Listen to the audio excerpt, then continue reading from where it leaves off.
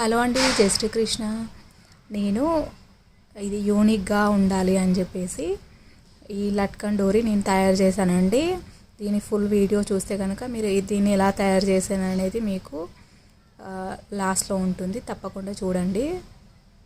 ఇంకా సారీ చిన్నగా అయినప్పుడు మనము కట్టు కొంగు దగ్గర జాయిన్ చేస్తాం కదా, అట్లా కాకుండా ఇలా చేస్తే కనుక యూనిక్గా ఉంటుంది, అందంగా ఉంటుంది. హలో అండి, జై శ్రీకృష్ణ. ఇది నేను బ్లౌజ్ కోసం అంబ్రెల్లా స్లీవ్స్ కట్ చేసిన తర్వాత ఒక 6 పీస్ మిగిలాయండి. ఇంకా మిగతా బ్లౌజ్ కోసం పీస్ తీసుకొచ్చాను. దాంట్లో 4 పీసులు వచ్చాయి, మొత్తం 10 పీసెస్. వీటిని మనము 6 పీసులు ఉన్నాయి కదా, వేస్ట్ చేయకుండా అని చెప్పేసి నేను ఇంకా సాడీ కూడా కొద్దిగా చిన్నగా ఉంది, దానికోసము దీంతోనే లట్కన్ తయారు చేస్తున్నానండి. ఎట్లా చేస్తున్నాను అనేది చూద్దాము. ఇది మధ్యలో పాయింట్ అనమాట. దీనికి ఒక చిన్న రంధ్రం లాగా చేసేసుకోవాలి. ఇప్పుడు ఇలాగా 4 ఫోల్డ్స్ చేసుకొని మధ్యలో చిన్నగా కైచి కొట్టుకోవాలి పీసెస్ అన్నింటికి, ఇట్లా అండి. ఓకేనా?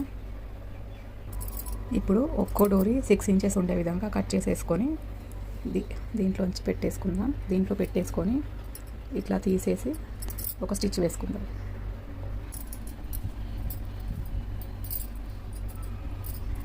ఈ హోల్ నుంచి తీసేసుకోవాలి.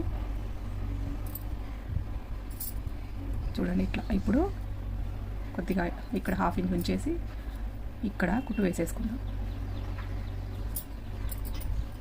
ఇక్కడ ఒక 4-5 కుట్లు వేసేసుకోవాలి.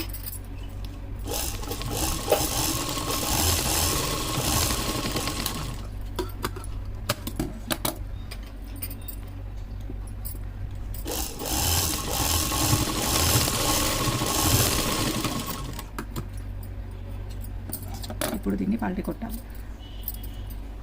ఇంతే అండి, ఇలాగే అన్నీ తయారు చేసేసుకోవాలి. ఇది ఇప్పుడు కుట్టిన తర్వాత 5.5 ఇంచులు చూసుకుందాం. ఓకేనా? మొత్తం కలిసి 6 ఇంచులు తీసుకున్నాక 1/2 ఇంచ్ మనకి కుట్టు లోపలికి వెళ్ళిపోతుంది డోరీ. ఇలానే అన్ని పీసులు రెడీ చేసేసుకొని సమానంగా ఉందా లేదో చూసేసుకొని ఇలా కొంగు కొనకు పెట్టేసుకొని ఇట్లా ఉంటుంది చూడడానికి. ఇక్కడ మన స్టిచ్ వేసుకుంటే కనుక చేతితో కుట్టినా సరే లేదా మషిన్పై పెట్టుకున్నా సరే కుట్టు ఇలాగా.